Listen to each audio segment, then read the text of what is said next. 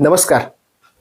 मी निहाल ढालाय आपलं सहर्ष स्वागत करतो N15 न्यूजमध्ये. पाहूया आजच्या ठळक घडामोडी. वादळी वाऱ्याचा कुंभशाईला मोठा तडाखा, 7 खोल्यांचे पत्रे उडाले.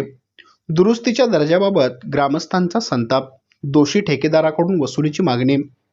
हातकर्णी तालुक्यातील कुंभोज येथील केंद्रीय प्राथमिक मराठी शाळेला निसर्गाच्या कोपाचा मोठा फटका बसला आहे. बुधवार दिनांक 22 एप्रिल रोजी रात्री झालेल्या जोरदार वादळी वाऱ्यामुळे शाळेच्या 9 पैकी 7 खोल्यावरील पत्रे उडून गेल्याने लाखो रुपयांचे नुकसान झाले आहे.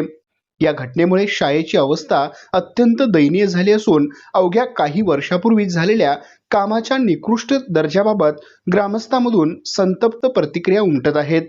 शाळेचे नुकसान झाल्याची माहिती मिळताच मुख्याध्यापक श्रीकांत गुंडवडे यांनी तातडीने विस्तार अधिकारी अजय कुमार विरंगे यांना घटनेची कल्पना दिली. परिस्थितीचे गांभीर्य ओळखून प्रशासकीय अधिकाऱ्यांनी तातडीने शाळेस भेट देऊन पाहणी केली. यामध्ये गट शिक्षणाधिकारी सो नम्रता गुरसाळे, केंद्र प्रमुख हरोले, ग्रामविकास अधिकारी कांबळे मॅडम यांच्यासह शालेय व्यवस्थापन समितीचे अध्यक्ष, सदस्य आणि कुंभोज ग्रामपंचायतीचे पदाधिकारी उपस्थित होते. विशेष म्हणजे या शाळेच्या खोल्यांची दुरुस्ती आणि नवीन पत्रे बसवण्याचे काम अवघ्या काही वर्षापूर्वीच पूर्ण करण्यात आले होते. नवीन बसवलेले पत्रे इतक्या कमी कालावधीत उडतातच कसे, असा संतप्त सवाल ग्रामस्थांनी उपस्थित केला आहे.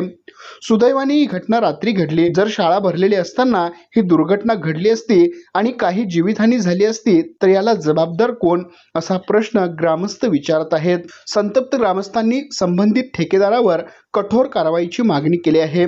ज्या ठेकेदाराने हे काम केले आहे त्याच्याकडूनच ही सर्व नुकसान भरपाई वसूल करण्यात यावी, असा सूर गावातून उमटत आहे.